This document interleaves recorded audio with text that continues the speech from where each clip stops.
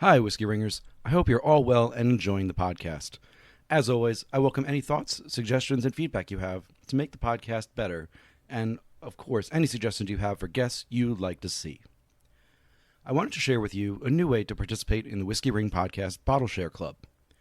There are several people who have reached out to me about being put on a waiting list for the top tier. After much thought, I've decided to open that tier up to more people. If you have been hesitating, or if you are a current supporter wanting to level up, reach out to me at david@whiskeyinmyweddingring.com or through social media or Patreon, and I'll be happy to help you move up. I also wanted to send a special thanks to my current $25 a month patrons, who have agreed not only to this change, but who have been truly irreplaceable supporters of this and who make this podcast happen. Thank you to all of you in no particular order. I'm talking to you, Ken, Jesse, Jim, Bill, Don, and John, Yana, Connor, Zach, Scott, Ollie, Steve, and Jake. Without your support, this podcast wouldn't be happening anymore. And thank you for helping me to keep the lights on and keep guests coming to you every week. As always, you could support the podcast for as little as $1 a month, with ad-free episodes starting at $5 a month. This support is the reason the lights stay on, and to make sure the podcast and website are the best they can be. Thank you to all who are already patrons, and I hope to have more listeners join soon. Visit patreon.com/whiskeyinmyweddingring to join today. Without further ado, here's a new episode of the Whiskey Ring Podcast.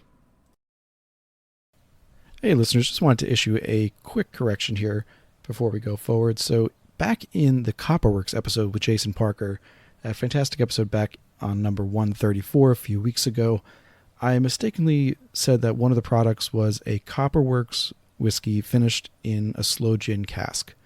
And I had said that it was from Lost Lantern Whiskey. The product that I was thinking of was from Lost Lantern, but it was not from Copperworks. It was from Spiritworks in California.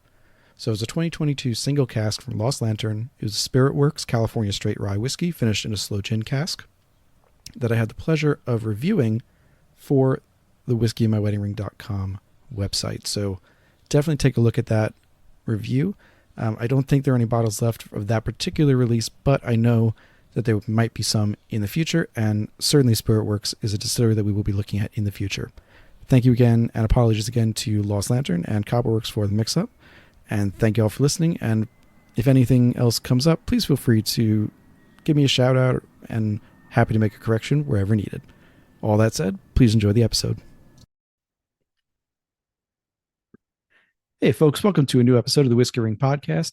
Today, just after our conversation with Casey Jones Distillery, we are still in that area of Western Kentucky, talking to Paul Tomaszewski of MB Roland Distillery. So Paul, welcome on.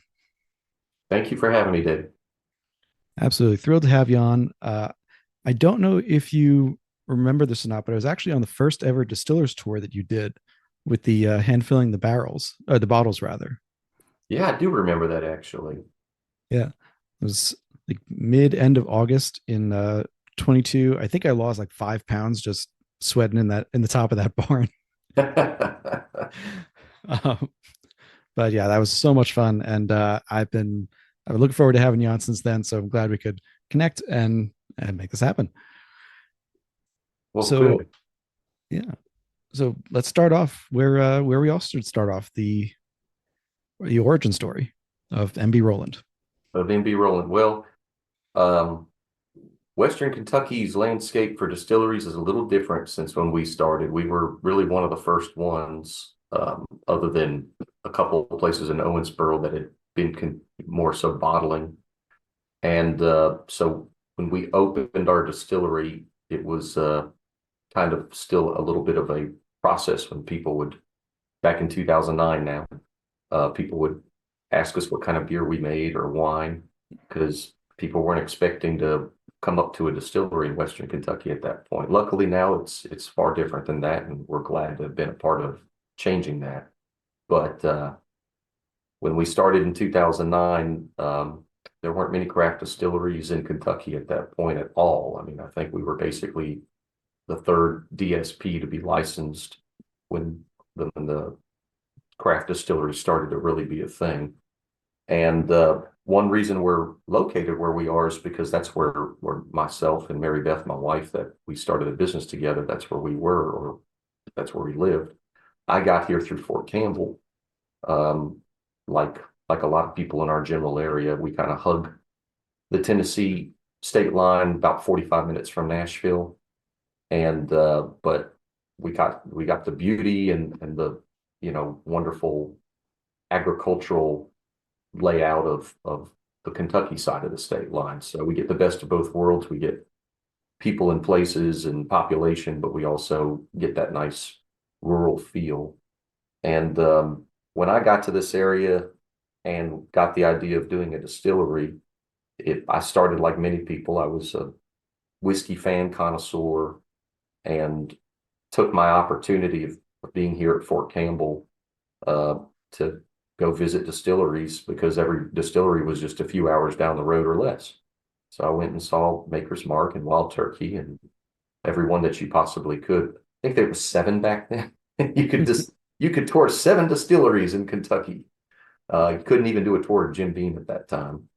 And went and saw a few in Tennessee as well, just to kind of put things in perspective. But Mary Beth and I, whenever we talked about the distillery, we were always thinking very small from an origin standpoint because we were starting it just ourselves. We didn't have any large capital or financial, uh, background when it came to family or anything like that. So this was a legitimate first generation operation, which I jokingly say that after doing this as long as I have now, everyone gives props to 5th, 6th, 7th generation distillers. And I'm thinking, no, the ones that need the real props are the first generation distillers.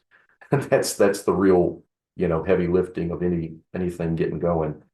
But got here through the military, through the Army, and was looking at what do we want to do the rest of our lives. And Mary Beth, when I was talking to her one evening, and I said, I think this distillery thing might actually pick up kind of like microbreweries did.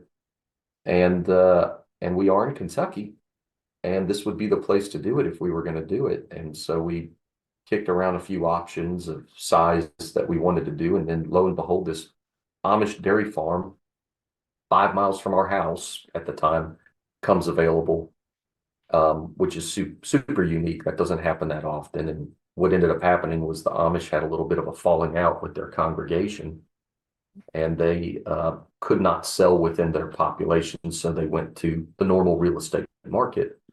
And I'd spoken to their real estate agent ahead of that, telling them what I was looking for. And he kind of put the 2 pieces together for both of us. He said, man, this setup here is a great, location, a mile off of I-24, but in this beautiful rolling farmland of Western Kentucky, essentially. And I said, okay, let's go take a look. We looked at it. It was a dairy operation, so you could smell it from the highway at that time. And so the first thing we did when we took the property a few months later was we just cleaned everything up. I mean, it was just a nonstop cleaning of everything you can possibly think of, from the buildings to the outside, everything, and just trying to make the property ready to be essentially a tourist attraction.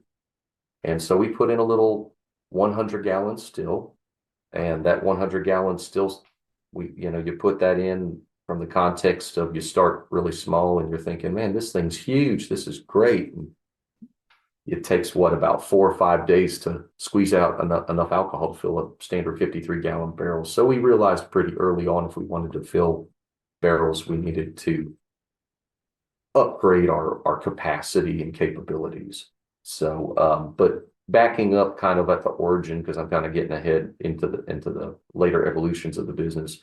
But Mary Beth and I are sitting there talking about this, and I said, we're trying to figure out, what do we want to do? How do we want to brand this? How do we want to develop this?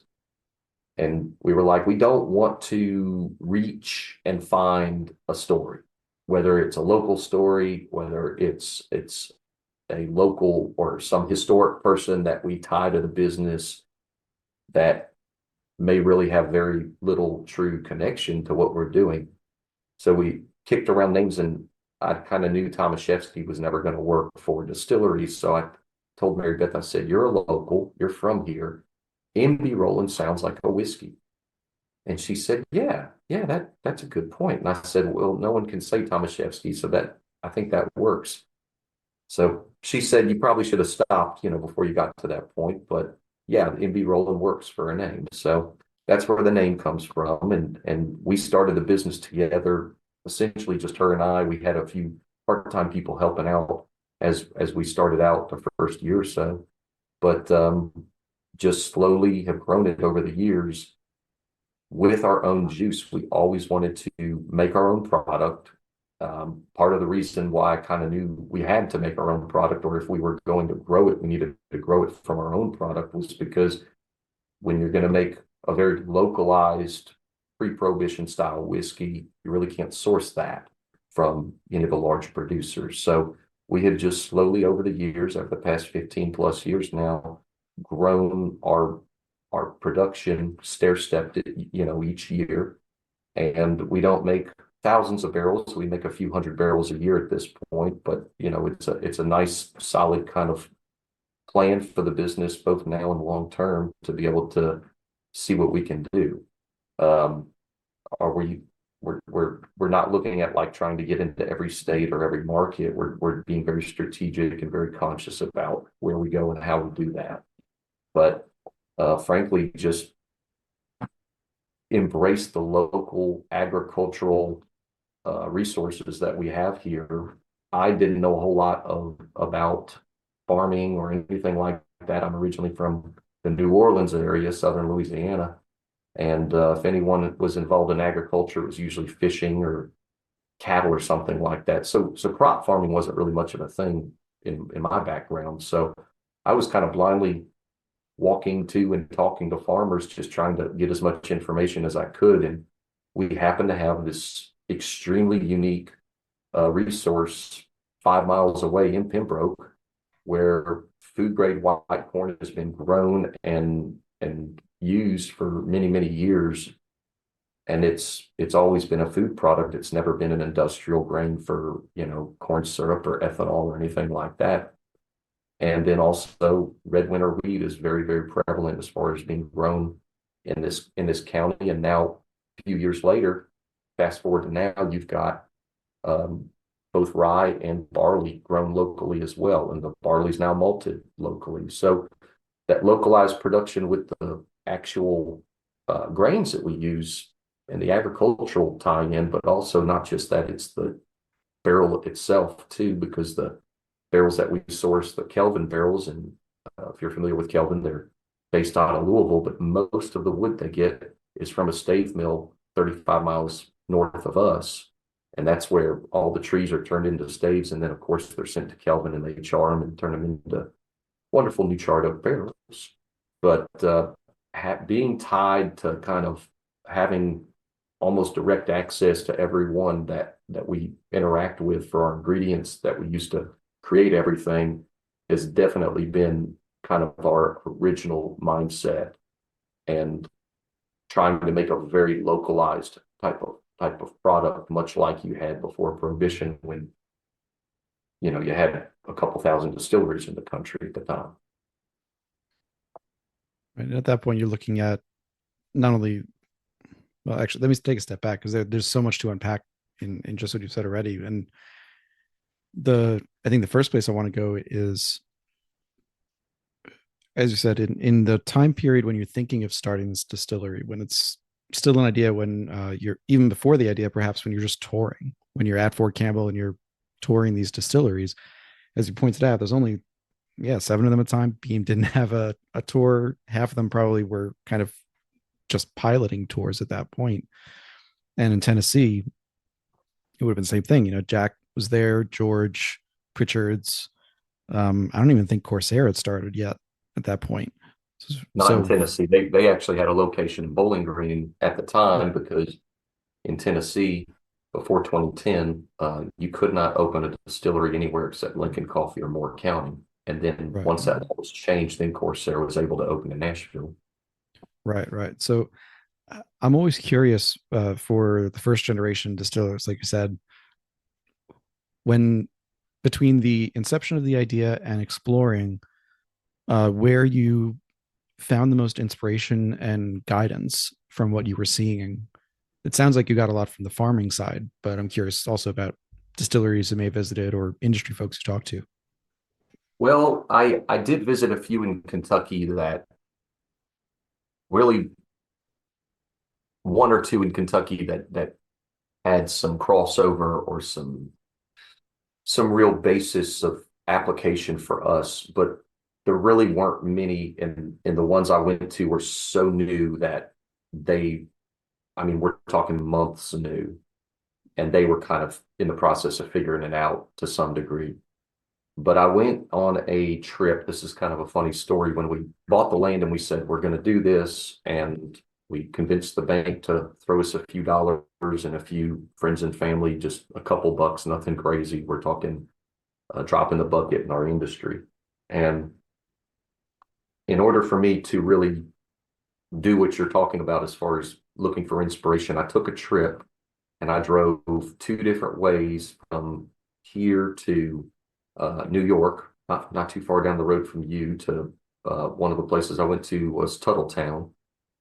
But and then I came back a different way to go to some more distilleries. And grand total, that entire trip going up to New York and back two different ways, I was able to piecemeal nine different distilleries that I could visit.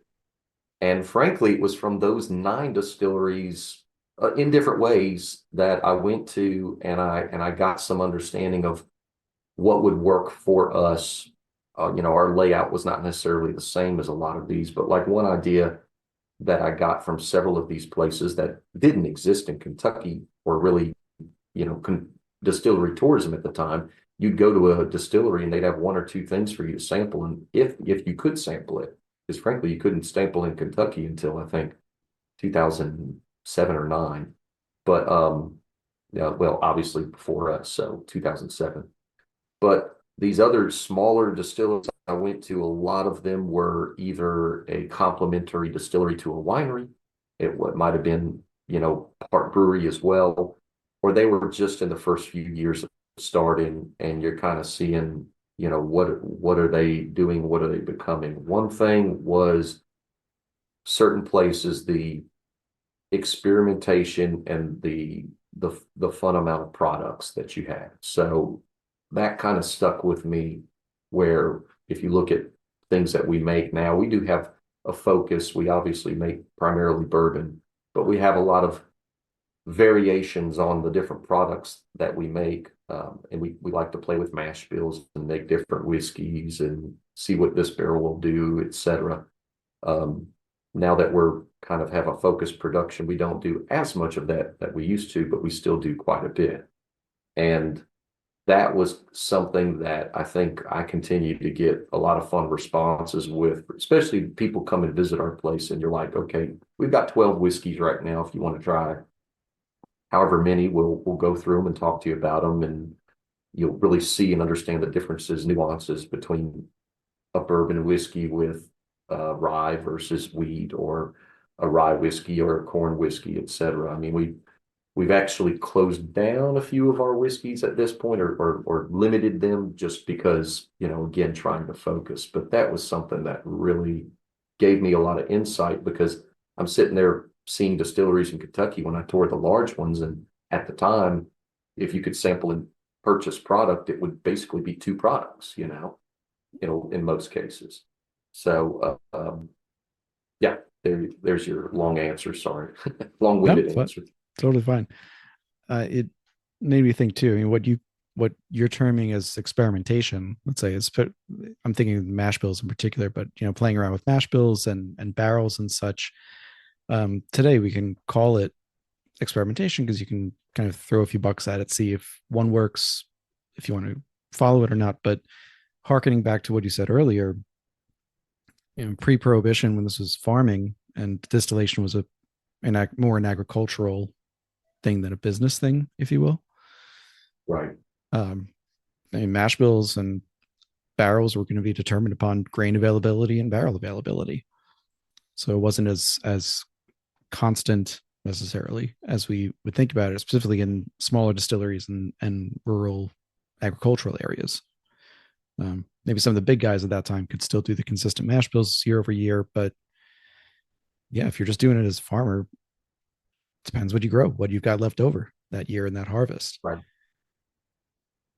So A lot of the other, times, sorry, I'm no, talking no, over you, David, no, but no, no, please go. I was just going to say that, and a lot of times they were seasonal as well, Mhm. as far as production goes. Absolutely. I'm thinking too, you have quite a few moonshines on the shelves and on the site, and I got to taste a few while I was down there. As you said, you also got a number of whiskeys, bourbon especially, but also corn whiskey, variations on dark fire, wheat, rye, a lot of things to go through. In terms of the history of what you would find in Pembroke and Christian County, uh, is your lineup or what you're trying to make as your lineup representative of that kind of history in that area? Well, I've thought about that. That's a good question because I've thought that through a lot over the past several years, especially as we've grown production and we haven't changed a lot other than, like you said, mash bills since we started producing. It's been pretty consistent, tied to the process, and it's been very, very much focused on elevating those grains.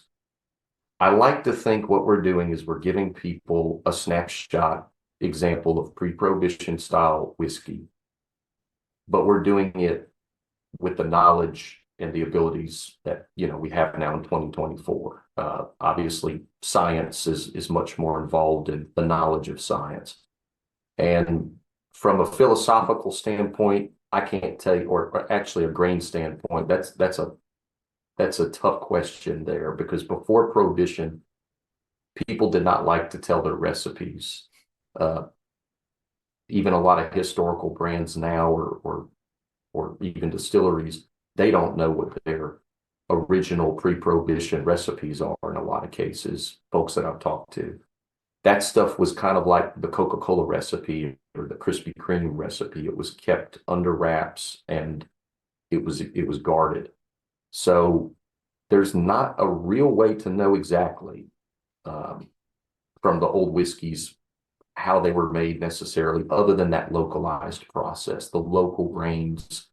White corn was much more prevalent before Prohibition. That was across the board all over Kentucky, not just would have been here.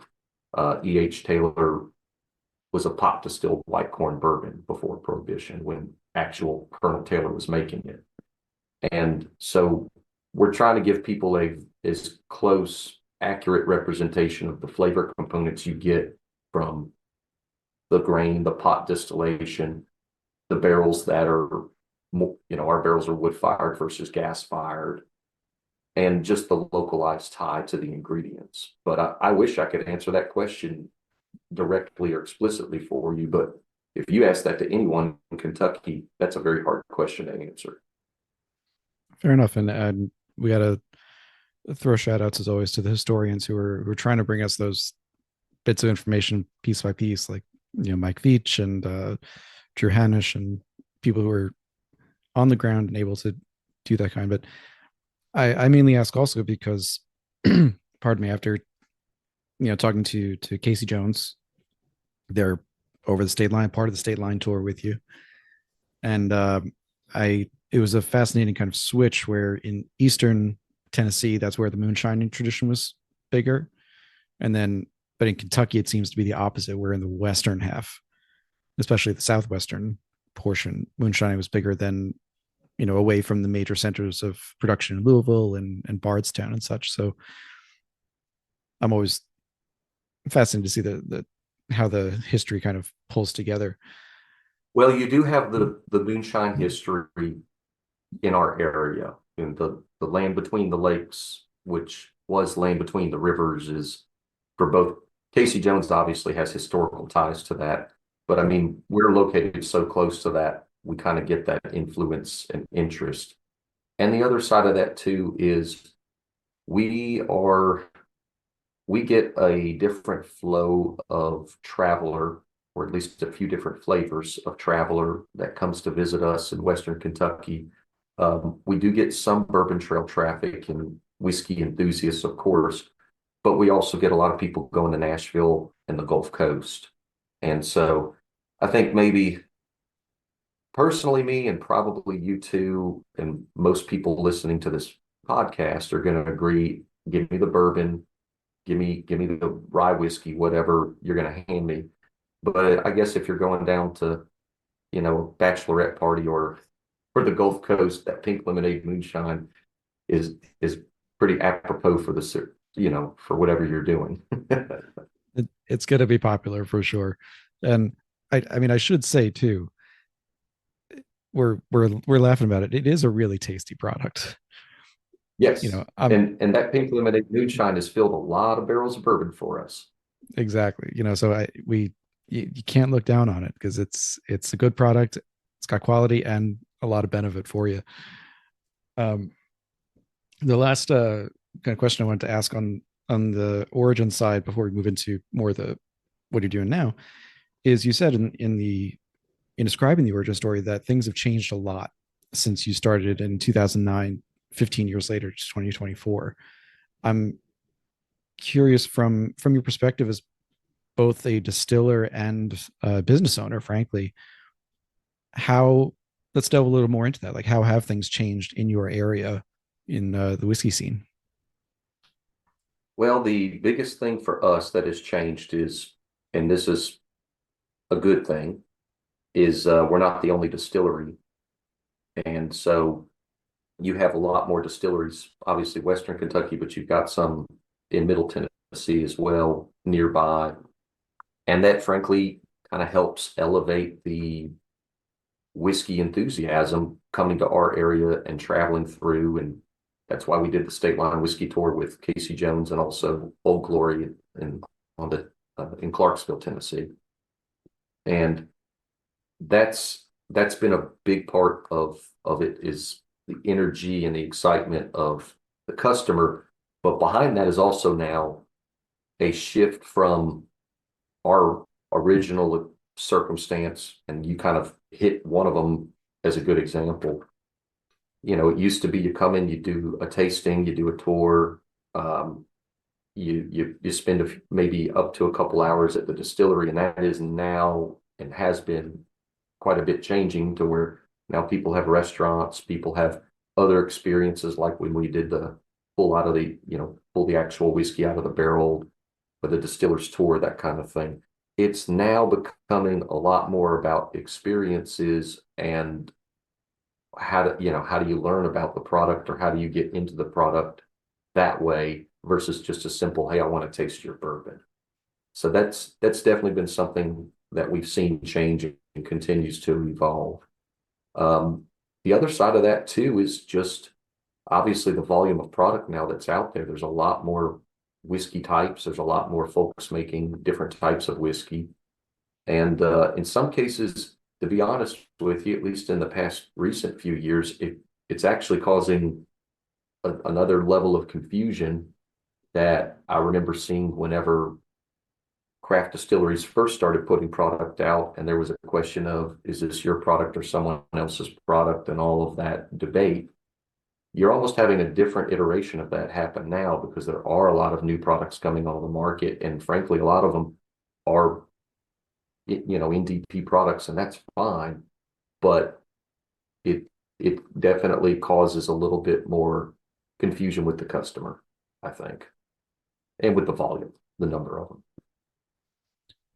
I get that, and particularly with the NDPs. I mean, and we won't go on a long tangent on this, but we're still seeing so many brands pop up. It seems a few monthly, even just from Kentucky, that are sourcing either Kentucky or Tennessee or MGP juice to create a brand. Maybe they have a story, maybe it's something else.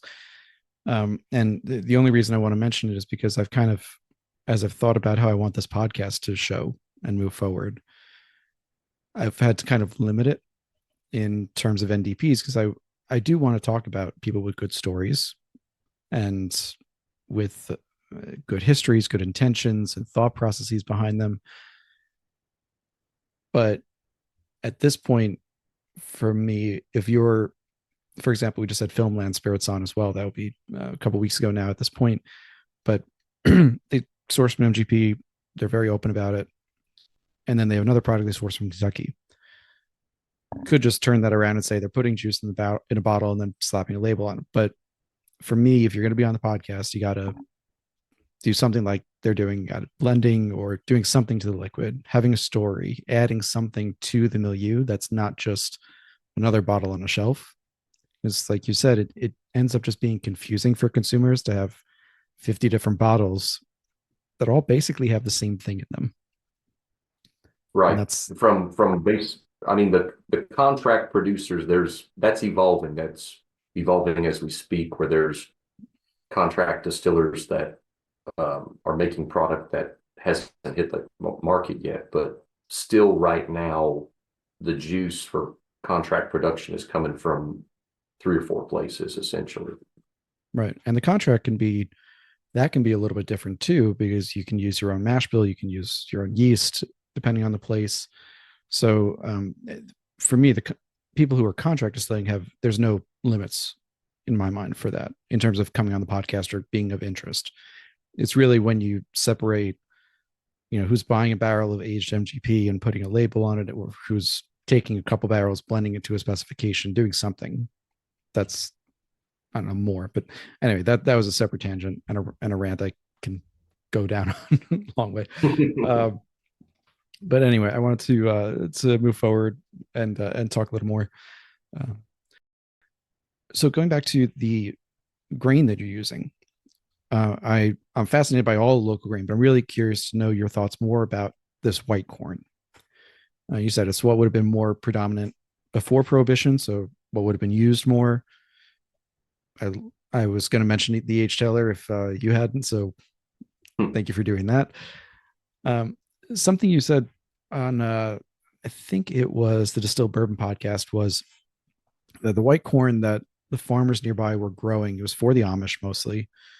It was also grown for baking tortillas, making grits. And for your purposes, you said that the white corn makes a softer, smoother alcohol. Well, I wouldn't. Everyone can say smoother, right? Yeah. So I guess, yeah. So I would offer you the floor to explain what you mean by that term. Well, the most unique thing about our white corn is that we can get it. And when I say that, I did not know when I randomly found it here locally that was a unicorn situation, especially for it to be a pipeline product for food consumption versus other things.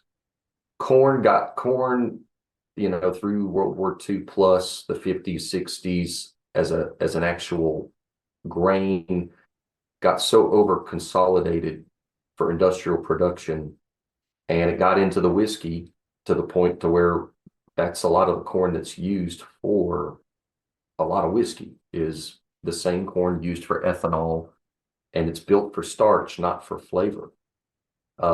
Whereas this white corn that we tapped into has never been used for anything but food and its taste. And that is very unique, not just to have the white corn, but that's what it's used for. And it's a blend of a few different varietals for consistency purposes. It's not one specific type of grain, so I can't say it's this exact one and Silver Queen number 12 or whatever the grain type is. But it makes a very non-gamey corn aroma when we cook our mash. As a distiller, I'm interested in your mash and your fermentation more than your distillery as far as how that comes into play for your product. So when I go to anyone's distillery, including my own, I'm smelling that mash, and that's telling me a lot about how much I think that would be nice to consume if I wasn't turning it into whiskey. And our stuff smells like I've never smelled a distillery that has mash cooking and smells like ours. Like I said, it's almost light corn as far as the aroma because it doesn't have that gaminess going on. Mm. And so that kind of carries over to more of like a lighter, more floral, not as heavy corn influence, not directly at least, whenever you get the finished product and it's going into the barrel. And it has a very kind of cake batter kind of aroma to the white dog off the still. I mean, it's sweet, but at the same time, it's very pleasing and it smells like something, food oriented. It's got some floral notes and things like that. You the process of it going to the barrel is what we can control. And so those flavors, those aromas that you get, mashing, fermentation, and then off the still, that tells me everything I want to know. Because at that point, it's up to the cooper. We're not making the barrels. Right. And to dive into that a little further too, you said something really, really interesting when you were on Bourbon Turntable. Also, shout out to my fellow Bar Cart Co-op members as well. So you said that this aligns with what you just said. You want the grain to be the star. You want people to know they're drinking a corn-based whiskey or a rye-based or what have you. And specifically, you said that you wanted the grain to be the star, so you pulled back on the yeast created flavor.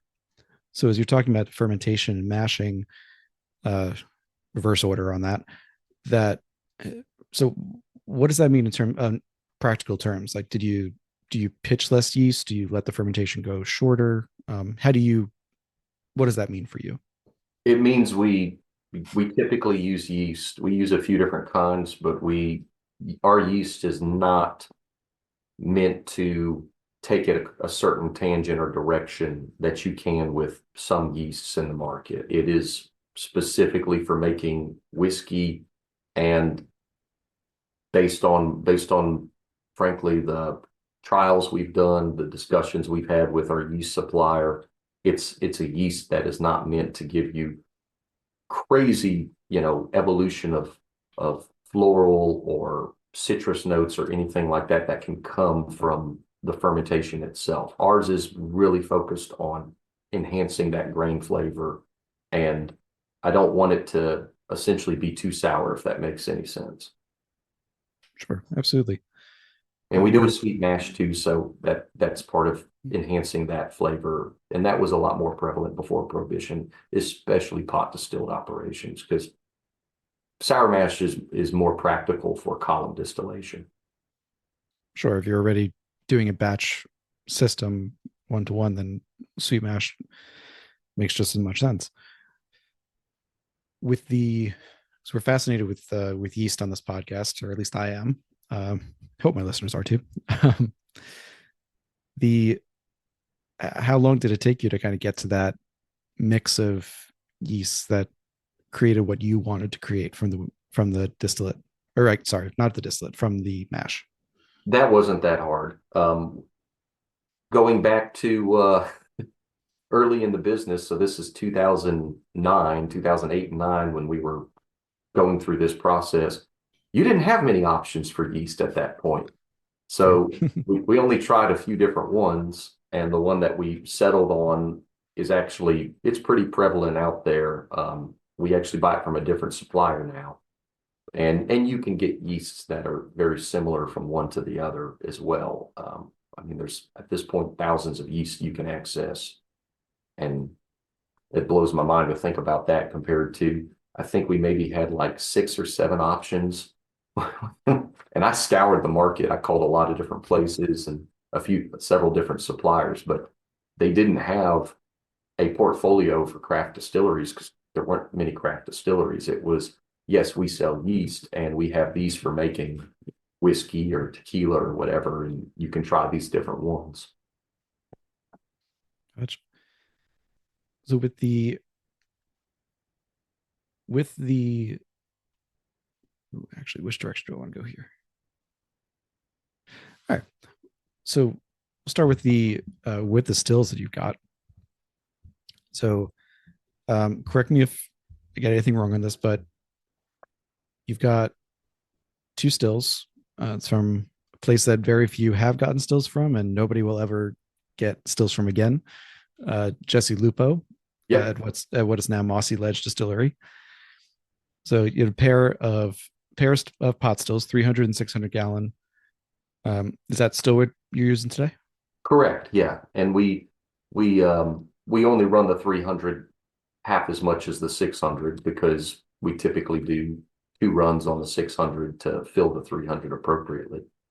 But very basic pot stills, not meant to have a lot of reflux to them, and it's but at the same time get as much copper interaction on its way through the distillation process. But very, very basic because we're trying to bring as much flavor through reasonably, of course, but we're trying to carry as much flavor as we can through the distillation process. All of that work that we've done, getting the grain, mashing, fermentation, we don't want to distill it to, a clean, ultra clean spirit that does not really prop up all of that uniqueness that we're shooting for when it comes to the flavor. Sure. And what does your line arm and condenser setup look like? Very simple. It's one giant copper bell top, and that essentially guarantees that all that vapor is gonna, go through that bell process the way it's inverted. And then it just hits a quick little stainless pipe going to the condenser. So very, very basic. Again, by design, we did not want a big tall column. We did not want a bunch of plates or anything like that. We're making whiskey. We're not making vodka or gin or anything like that. And so that's why we got what we did when it came to those two stills. And frankly, they work freaking amazing. I've talked to so many friends in the business over the years about stills, and everyone knows Vendome, and Vendome is fantastic, and they're good people. And I hope to maybe one day purchase one of their pieces of equipment. That would be, that would mean we're doing very well. But at the same time, you don't need a Vendome. You need a still that's going to distill and get you the product you need. At the end of the day, it's all copper and reflux. And if it's quality materials and it's fabricated appropriately, you can get away with a still technically you'd make yourself. I wouldn't recommend it unless you really know what you're doing. but Jesse's still is those stills have been fantastic. I know a few other places have one of his too. I know Limestone Branch has one of his, so there's at least one other one in Kentucky. I think there's another one in Kentucky as well. But yeah, he stopped making stills. Just for people, the clarification of what I said earlier when I said nobody will ever again, because Jesse was making stills and then he stopped making stills as soon as he started distilling himself. Jesse is a unique character, and I'm going to give him a good shout out here because he and I talk often, at least once every few months, to check on each other. But he's up in Maine. If you're in that neck of the woods, go look him up. Mossy Ledge Spirits. But he came from the hydrogen fuel cell business, so making a still for him was almost like a Cub Scout project compared to the 10,000 psi pressure jobs that he was doing before he decided to do the stills. And he manufactured the stills because he knew he could. He already had people that he was talking to that wanted a different option, again, other than Vendome. And Vendome, part of it is they're one producer, so they get backed up, as you might expect. But he built that up to a certain point, and he always wanted to get into the distilling side and making whiskey, and that's what he used it for. So you might find one or two more stills out there that he might make for someone on a special order, but as far as volume out there, he's not going to have it. If something goes wrong with the stills that you have, is Jesse available to come down from Maine, or are you kind of on your own? We've actually sent him something before to kind of repurpose, fix for us. Not really fix, but just to make it more the way we wanted to. So yeah, we can do that. We can send him something on a pallet, or maybe I can talk them into coming down here for a trip to Nashville and a few distilleries. And he'll do it for us here. Nice, nice. Um, so with what you're saying, going back to the process and the distillation, you want to keep all those flavors that you've gotten from the mashing and the fermentation and from the grain itself. And I have to say, from the consumer side, it comes through. You know what you're drinking, and I appreciate that. Um, I would imagine, based on what you're saying of your other specifications, that you have kind of a lower cut point for your heads and hearts and tails. Correct. We actually cut our, well, I don't know. I'd be honest with you. We have a lot of flavor in our distillate, but we actually start because we do 2 batches of low wines. When we go into the spirit still, it ends up having a little bit of alcohol in there, as you might expect. So the early juice in our distillation runs comes off right around 160 and falls pretty quickly through the heads down to the 150s.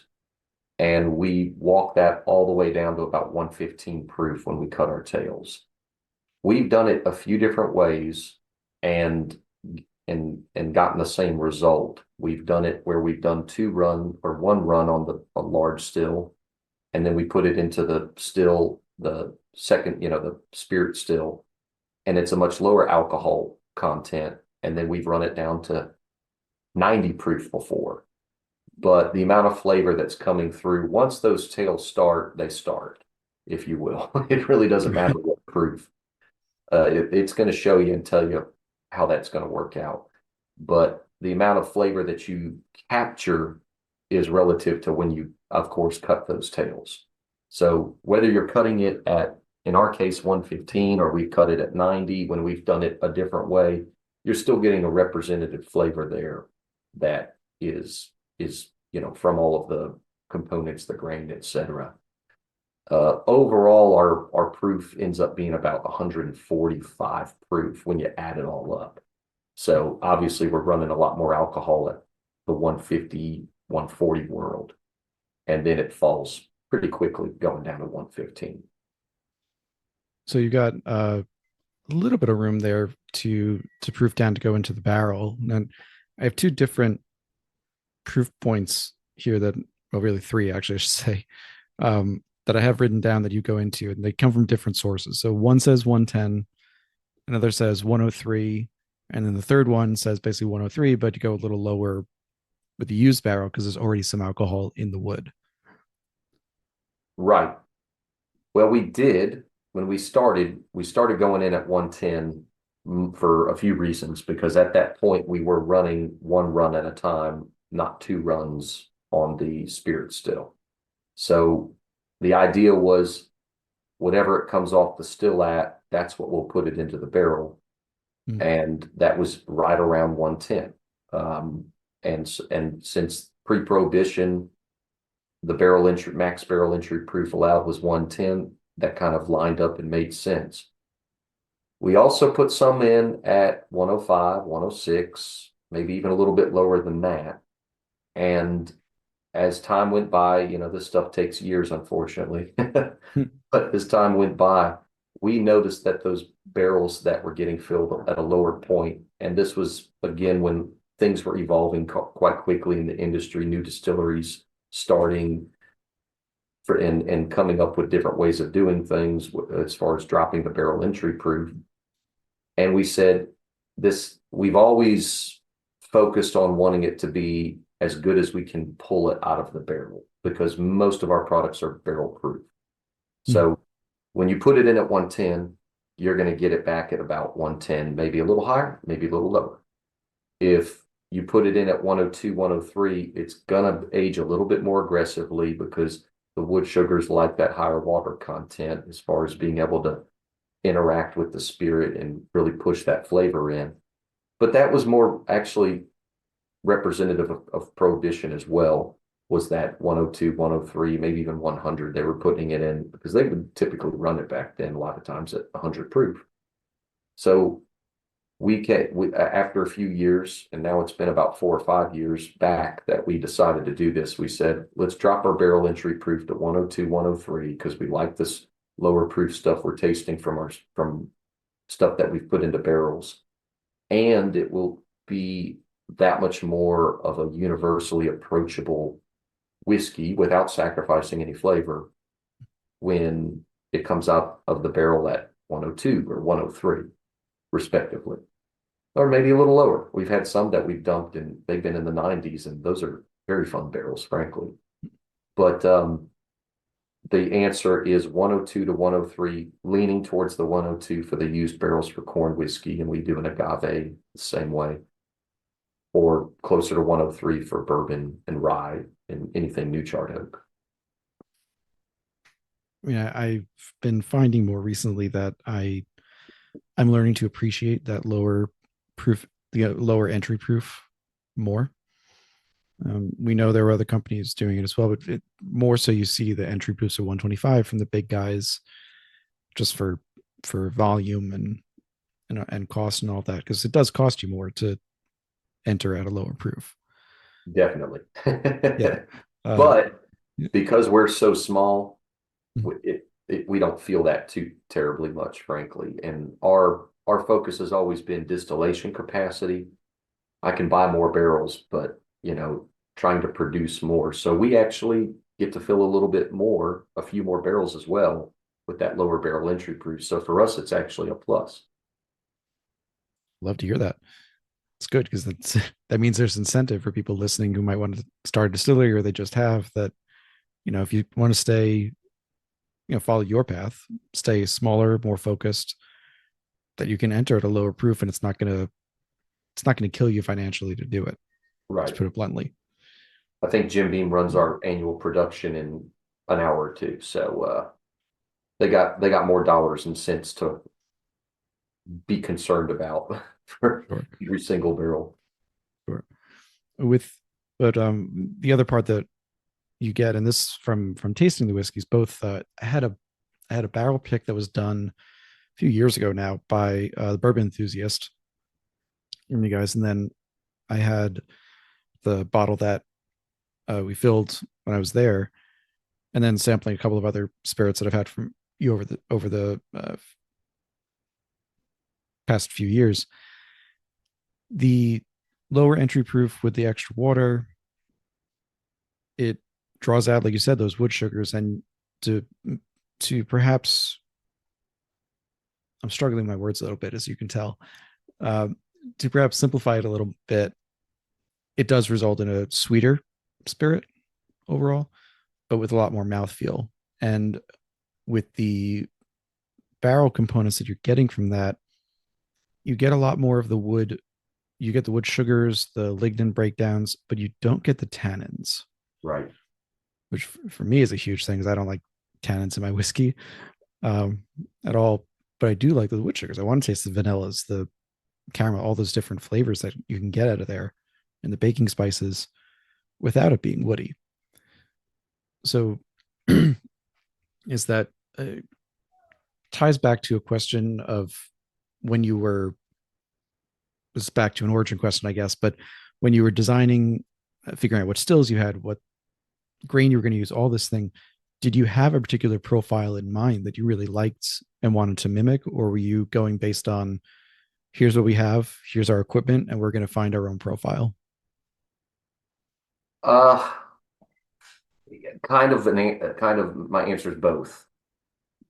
I knew that taking every component, the grain, the pot distillation, because you just, as far as large scale production, there's not a whole lot of, or there's really no one making Kentucky bourbon with pot stills.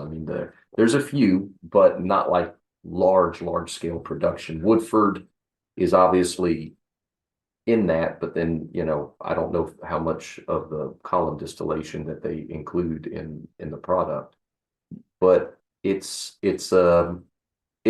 very inefficient when you're running huge volumes to use pot stills. It's just the easy way to put it, and if the benefits get extremely large, the bigger you're trying to go to do that. But as far as knowing that we were going to make pot distillation, white corn, going in at a lower barrel entry proof, I wasn't thinking more so about any current product on the market because frankly, those products are made by in different ways.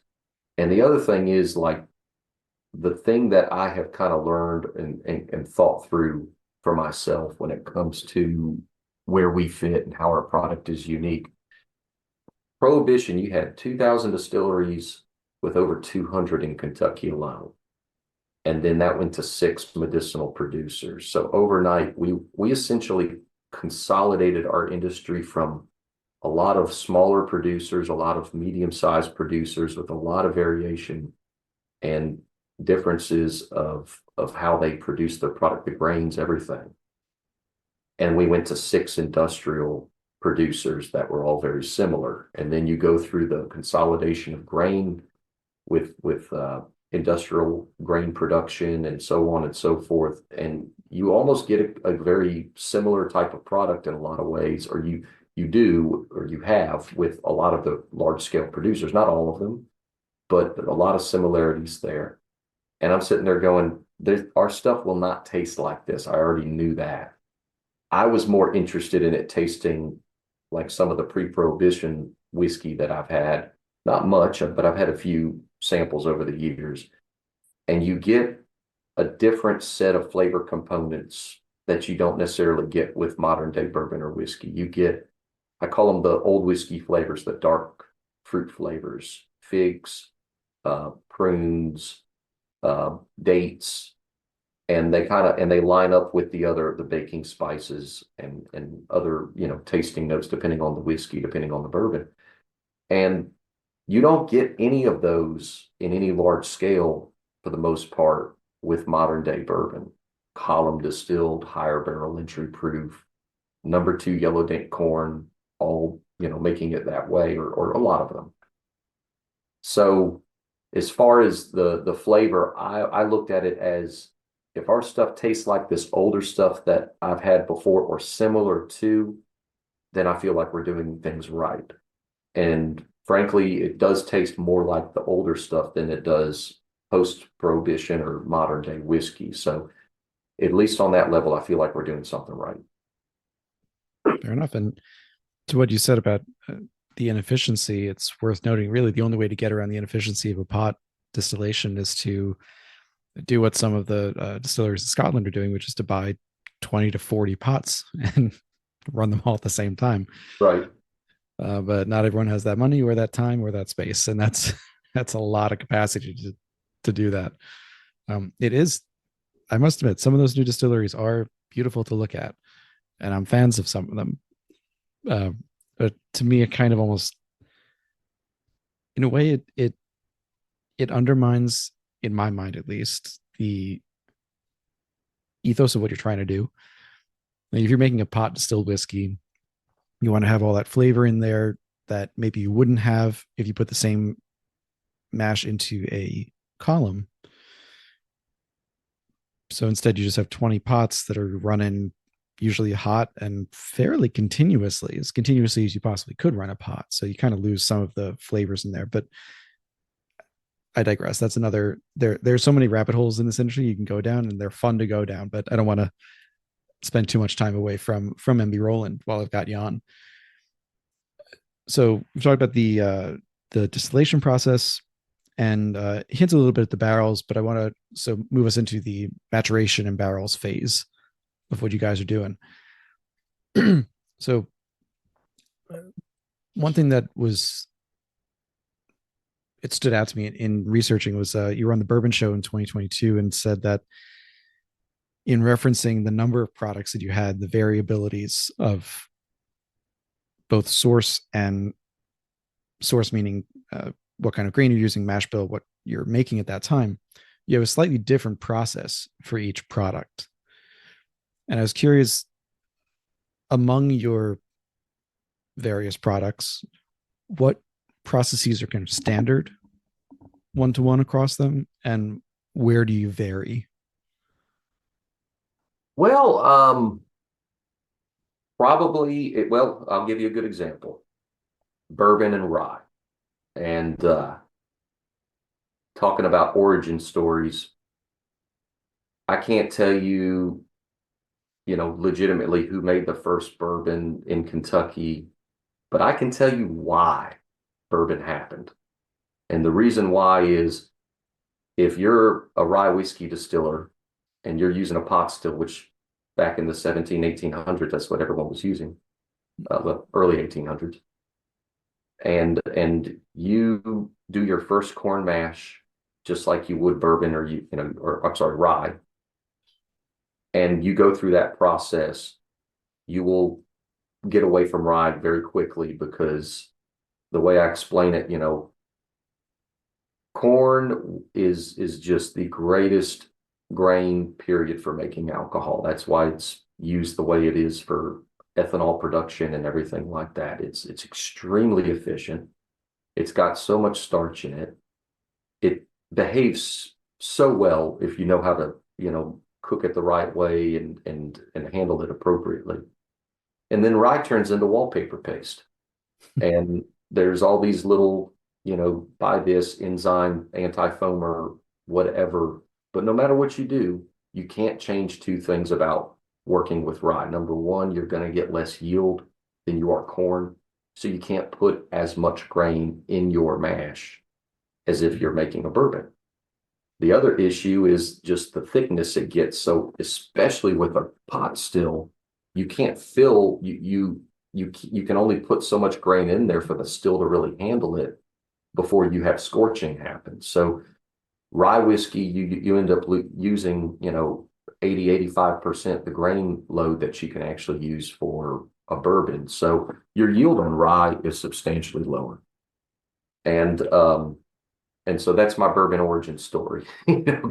Go make rye and go make corn mash with the pot still, and that's your answer why it just exploded and turned into nothing but corn liquor in Kentucky.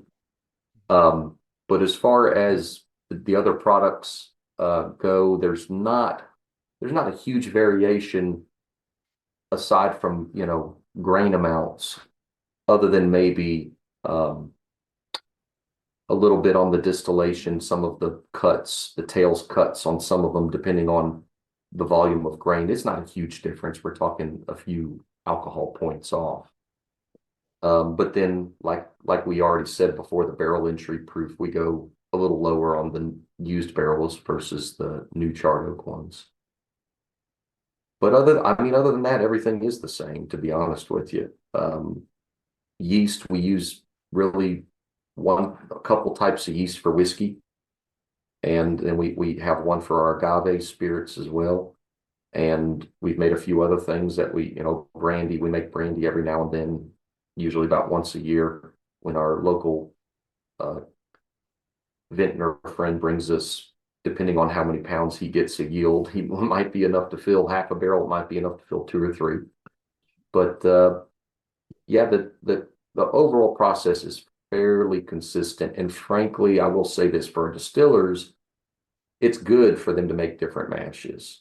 I think they're better for it. I think their knowledge level is much greater, especially the more time they spend kind of going through the process and thinking it through. And you learn a lot, when you make a mess, whether it's in the still or on the floor.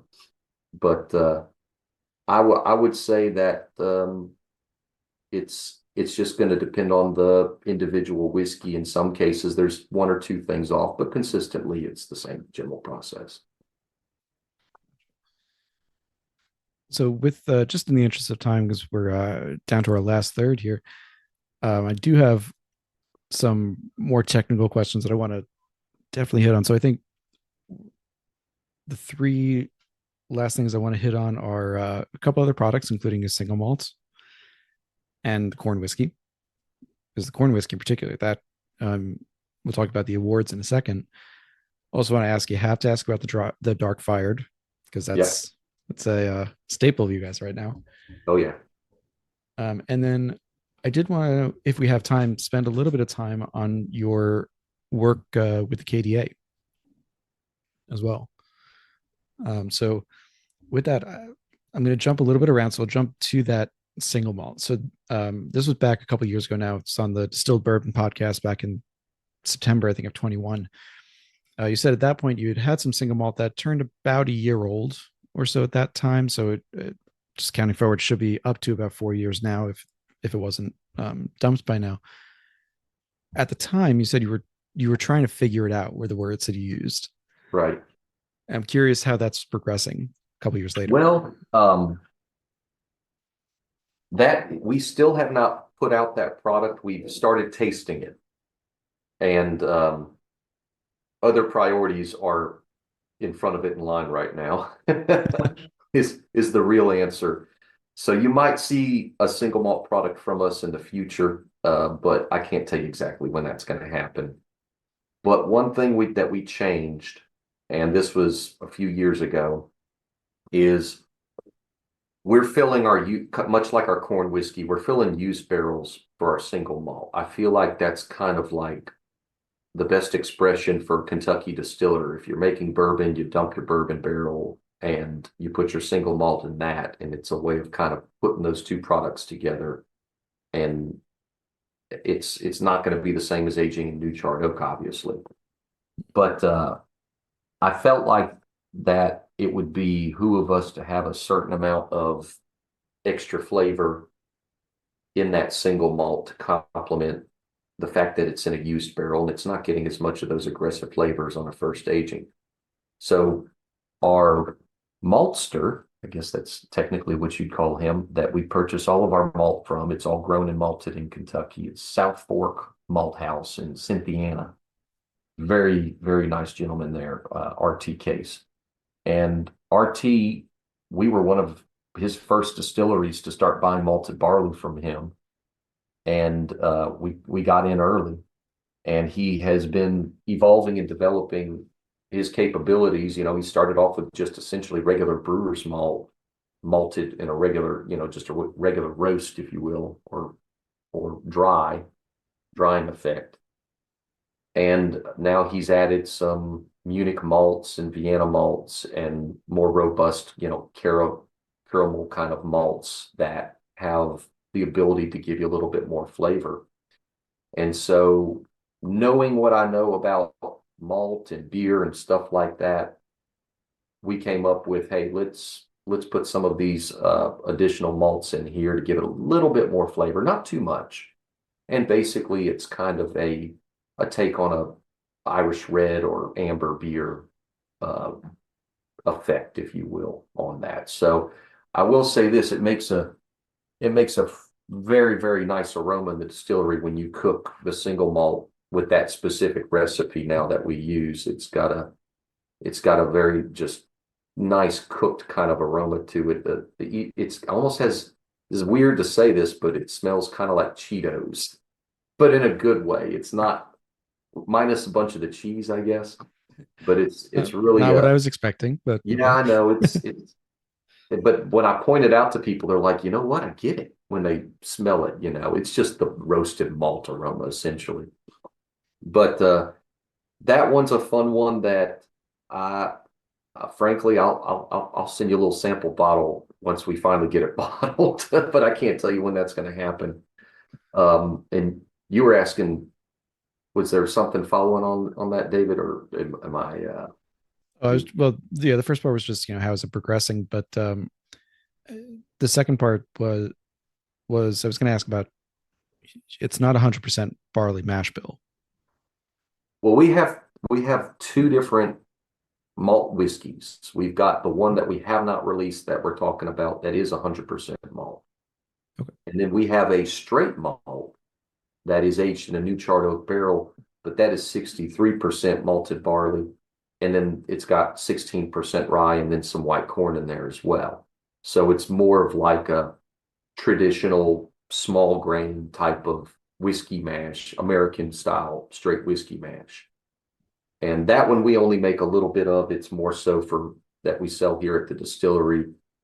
It was one of our first whiskeys that we made. And the reason why we've kept making it frankly, that one tastes like chocolate malted milk balls. I mean, it really does.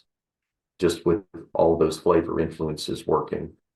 and it's fun to make, but we are in Kentucky and the market tells us bourbon, so that's what we focus on. I'm gonna have to see if there's any of that available because I do love like chocolate and malt together, like a malted chocolate milkshake, something like that. I know it's not exactly the same thing, but that's just kicks it into a new gear for me. But yeah, I did have those two products combined into one, and thank you for separating those two out into the 100% malted that hasn't come out yet, and then straight malt that has come out. Uh, I did want to also mention. I mean, you said you're in Kentucky. Bourbon is king there. It dictates the market. It's what you got to make the most of, in a certain way, whether you want to or not. But something else that you alluded to at the beginning, and I wanted to bring back now, was that, as you said, you were very focused on using your own stuff. You wanted to use your own barrels, from Kelvin, but use your own barrels for used cooperage and the local grain. And to that end, I know you wanted to make a corn whiskey, but you decided to make a bourbon first so that you could have the used casks for the corn whiskey, which seems very simple, but people just don't do it. They get casks from elsewhere, or I don't know, maybe some people do it. But it made me think, going back to when you were starting, and again, this goes back to who's around at that time to ask. Hmm. Um, how far were you able to kind of think that stuff out to say, all right, well, we want this corn whiskey, but we need a used barrel. We want to use our own. So that means, a year, 2 years for the bourbon, then the corn after that. What, I guess, what did it look like then in terms of your planning, and what does it look like now? Well, it's obviously a lot easier to plan for corn whiskey now compared to when we started that product. It was frankly a passion project for me because historically you had a lot more of that out there. And that's a natural side gig to a bourbon producer. You're still making essentially a bourbon mash, and then you're aging it in a used barrel. But it different animal when you're talking new versus used, is most people in whiskey understand that. But we've always had mellow corn's been out there in the market as kind of like the placeholder for the whole category. And it's like, I like that, it's fun, but if we make it with white corn and we do it the way that we do it, and we don't chill filter it, like anything else, then it's going to be more flavorful and have more viscosity. And I think we did a great job with it. I'm very happy with that when it's 95% corn, but it drinks, especially coming out of the barrel, which is, in the low hundreds usually. It drinks very smooth and easy, almost to a fault in some cases, because it's not the product that you want to have multiples of unless you're drinking a healthy amount of water with it. Because eventually, by the third drink, if you get that far, it's going to go down like water, essentially. So that product for me is like the one that I'll drink last as a way to finish out the evening. And that's all I get, because if you keep going, you're going to get in trouble. But it's a fun category. It's a lot of fun starting to dump more of those barrels now, and you start to get more variation from barrel to barrel, not barrel to barrel, but the diversity of barrels. You get a little bit more flavor diversity. So we're starting to do like barrel picks for that product because we have a certain amount that we can draw from. It's taken, like you're insinuating and asking, it's taken several years to build that ability up. I mean, our first year we made corn whiskey, we probably had like 5 barrels or something like that, not a lot. And just slowly walked it up behind the bourbon, just like anything else. I guess you get kind of used to things taking years the longer you do this. Oh, that's 5 years. That's not that bad. Right. And again, back to that seventh, eighth generation distiller versus the first generation distiller. They know it's going to take generations sometimes to get some Right. products out there. But no, you got to learn as you did. You got to learn as you go. But the corn whiskey, which I have tasted, I loved it as well. I can see what you mean. It just goes down so smoothly. And yes, I'm using that word and I mean it just as Paul explained it, as just goes down like water at a certain point. Flavorful water, but water. But the corn whiskey was something that really kind of blew you up. It got your profile really out there a little bit more than it had before, and that's because you won gold and best in category for it at the Ascot Awards. And so I'll let you talk about that if you like. And it might have beat out a 20-year-old corn whiskey as well.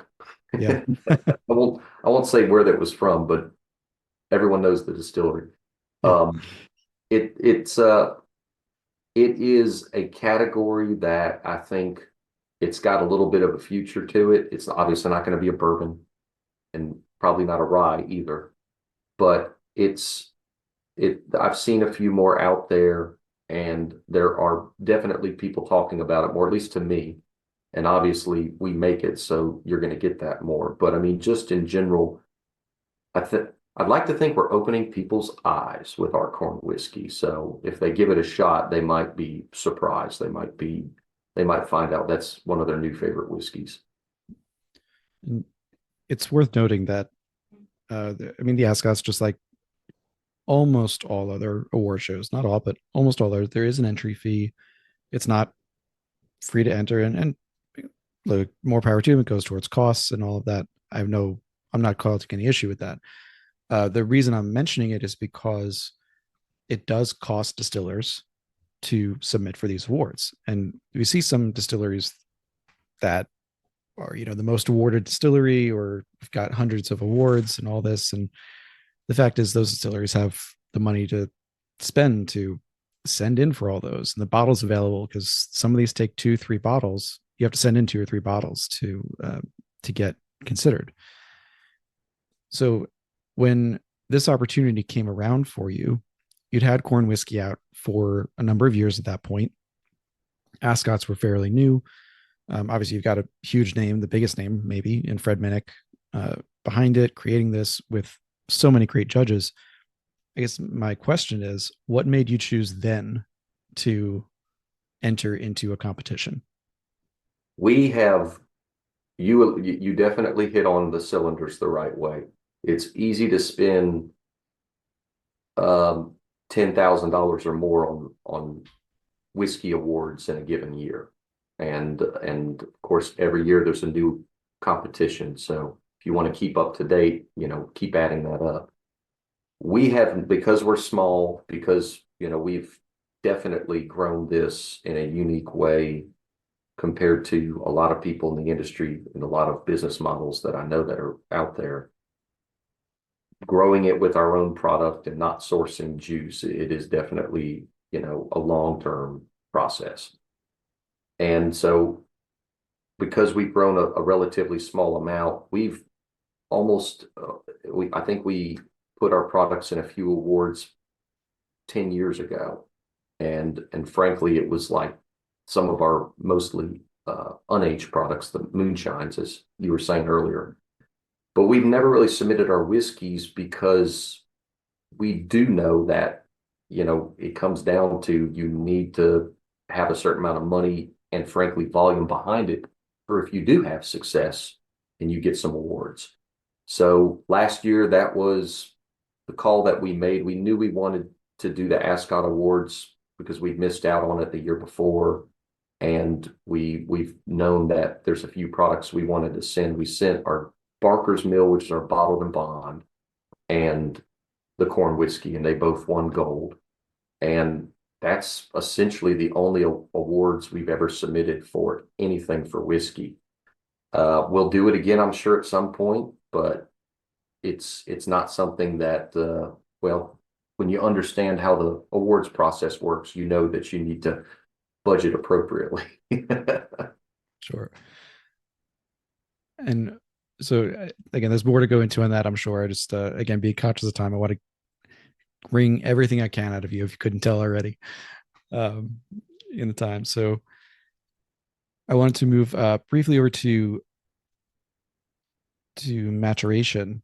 So when I was there, this was again in August of 2022. There was really just the old dairy barn. At the time, I there you had started construction at that point on the rick house you have on site now, Mhm. and has since been completed. So in on Bourbon Turntable, you were saying you were projecting by the end of 2023 to have about 2,000 barrels aging on site. I was curious if you hit your goal. Well, we're close. We're not exactly there, but we're close. Very close actually. But we've learned to be patient. It's not the volume of barrels you fill, it's just the consistency and stair stepping it up. So we'll hit that mark in the not too distant future. But the that warehouse is kind of an anomaly, and it kind of shows you how things have evolved with just that alone over the years. Everyone knows you want your warehouse to breathe. You want those windows open during the warmer months so that the spirit can go up and down as essentially as much as possible on a given day or week or season.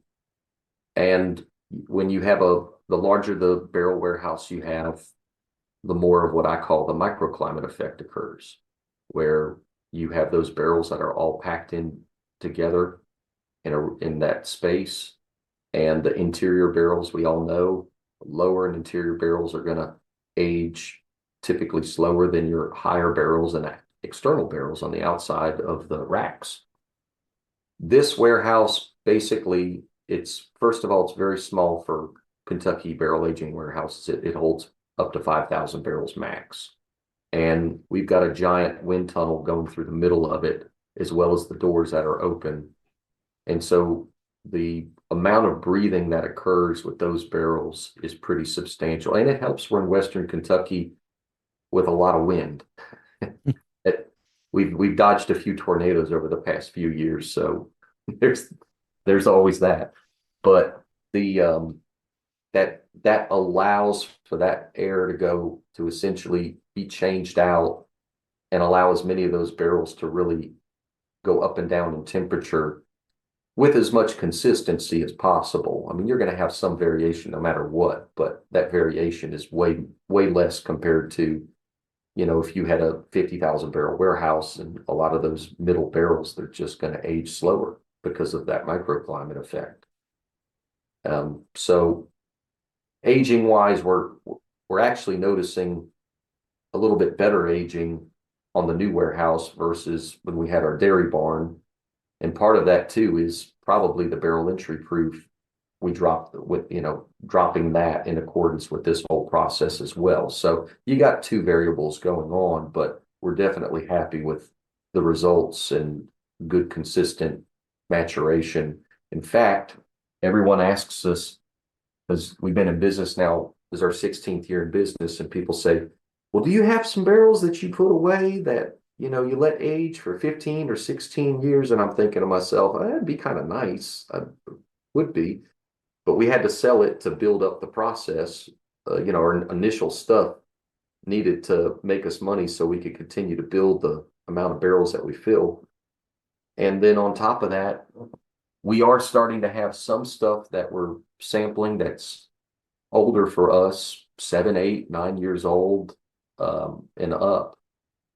But I will say this, age is relative to all of these parameters that we've been discussing, particularly with maturation and barrel entry proof. And there's a reason that historically whiskey was bonded for up to 8 years because, or at least American bourbon and whiskey, because what we're finding is those 8, 9-year-old barrels are starting to be more, they resemble, in my opinion, more of like a 15-year-old barrel in some cases. And not all let me rephrase that. Most 15-year-old barrels are not necessarily by themselves going to be a great bourbon. A lot of times they get super heavily oaked and they start to lose a lot of those grain components, the sweetness and the variations you get from whatever grain you're putting into that whiskey. So I'm not saying we won't have a 10-year-old bourbon, But I will say that we bottle our stuff when it's ready and when it hits that heavy amount of flavor and character that we look for. And for us, that tends to happen right at 4 to 8 years in that neighborhood. And so you're not necessarily going to have a 16-year-old in B. Roland, definitely not anytime soon, but I don't know if I'd want to put it out unless I could blend it to make it as good as you would expect it at that age. So I guess what you're saying is when you go up against, if you go up against that 20-year-old corn whiskey again, it won't be a 20 to 20 at any time. Right. Yeah. Ours won't be. All right. So the last product I've been saving for last was the dark fire, which it's not the largest part of your production, but it might be your most, like I said, your trademark, if you will, your one thing. So this area of Kentucky, famous for dark fired tobacco.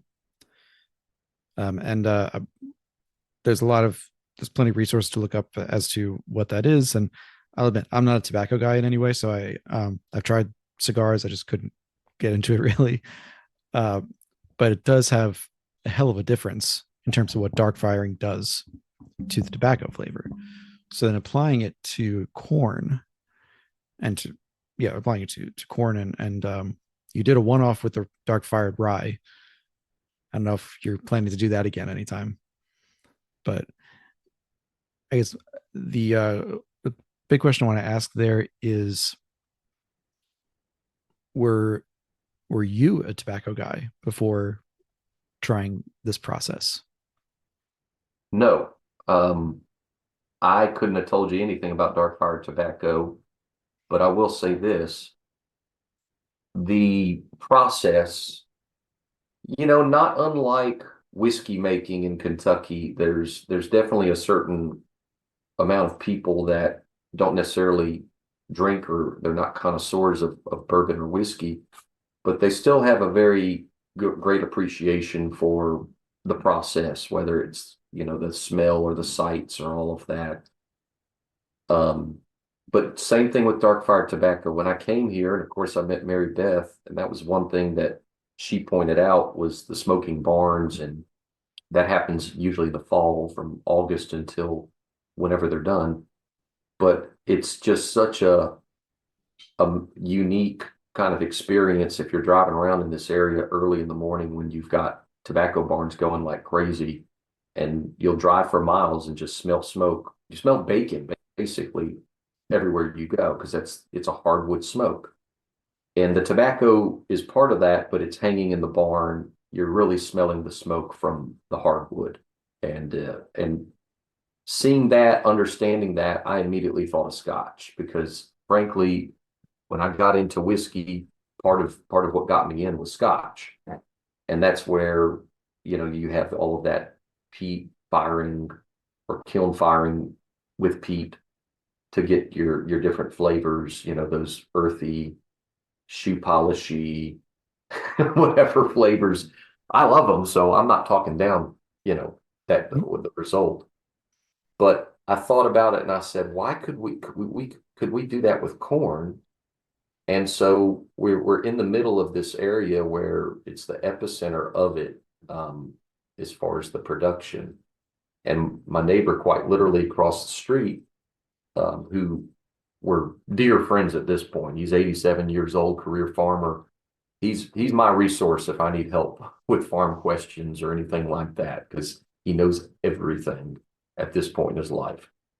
And I asked him, could we maybe set up a little rack and put some corn in the tobacco barn while it's smoking? And he said, yeah, no problem. So fabricated a little screen rack that we could set up in there, and they do a cold smoke. It's not really that hot in the barn. It's meant to be smoking, not burning. And set the racks in there, let them go for about a week. And when I pulled them out, the result was exactly what we were looking for. Just this corn that's, brown and coffee colored, starts off as white corn. And but it doesn't really cook it or do anything to it other than that. It's just imparting that smoke flavor from the hardwood. And so we put a little barn together ourselves and replicated the process, and that's how we've smoked the corn and made the whiskey mash essentially. And now we're big enough, or should I say successful enough, that we need to make it on a larger scale, and that's the next step we're at now is that will be a large part of our production in the future. We know it just because it's so unique. It is a process that essentially we created that really isn't being done in any way as far as treatment of grain. There's a lot done with malted barley, obviously, but smoking corn's a little bit of a different animal than that. And it's so, I guess, sought after is a nice way to put it. I mean, there's a lot of people that they come at us and say, hey, can we get this? And distributors, of course, would like to get it, but it's not something that we make a huge volume of, like our standard bourbon or Barker's Mill or even corn whiskey. We make a little bit more of that than dark fired bourbon, but it's definitely in our future to make a lot more of that product. And as we grow, we'll largely be growing that product. I don't think there's a better way to end on that, because we're all looking forward to tasting more of that. It's unique, it's delicious. And as someone who also, I'm not a big tobacco guy, it doesn't taste like tobacco. No, there's no tobacco when we do it. Yeah. And it's just a smoking process. And it's you don't have to be a tobacco connoisseur to appreciate dark fired tobacco, just like I just said. I mean, if anyone is in our neck of the woods, Christian County, Clarksville, Nashville, from mid-August on, you go get some coffee and do a morning drive in our neck of the woods. It's beautiful Kentucky, rural landscape, but then you've got the smoke on top of that, and it's another level of neat to just observe it all and experience it. Fantastic. Well, Paul, thank you so much for taking the time to come on tonight. Talk to me all about MB Roland, about how you started, all the products you've got going on there. I guess, as I said, there are many products we didn't even touch on, just for sake of time and my nerdiness of getting into the details on things. But of course, as always, in the show notes, we're going to have links to the website, to social media, where you can buy bottles, where to follow them, so you know when that dark fired becomes available a little more, or when, if and when that single malt becomes available too, and any other of the products that you're looking for. In the meantime, Paul, once again, thank you for coming on. Hang on with me for just a minute after I close out the recording. This has been another episode of the Whiskey Ring Podcast. Thank you all for listening and supporting, and I will see you all next week. Hey folks, thanks for listening to another episode of the Whiskey Ring Podcast. If you like what you hear, please go ahead and click that subscribe, follow, or like button. Leave a rating and review on your podcast app of choice, and let me know what you want to hear. You can reach out to me through the podcast apps, or email me at david@whiskeymyweddingring.com with any suggestions or ideas for new show guests. You can also support the podcast at patreon.com/whiskeymyweddingring. That's whiskey with an E, for as little as $1 a month. $5 a month gets you access to bonus content, including our soon-to-resume Under the Influencer series, and $25 a month means you join the Barrel Share Club. Each month, Barrel Share Club members get to try products sent to me for review, bottles from my own collection, and sometimes bottles that I just pick up because they're fun or interesting. Right now, only 5 spots remain in the Barrel Share Club, so grab your place today. Finally, please follow on Instagram. You can follow me at Whiskey My Wedding Ring or at Whiskey Ring Podcast. You can follow me on Twitter at Whiskey Ring. You can follow on Facebook at Whiskey My Wedding Ring, or join the Facebook group, the Whiskey Ringers Group. And I hope to see you there. Cheers, thank you for the support, and see you next time.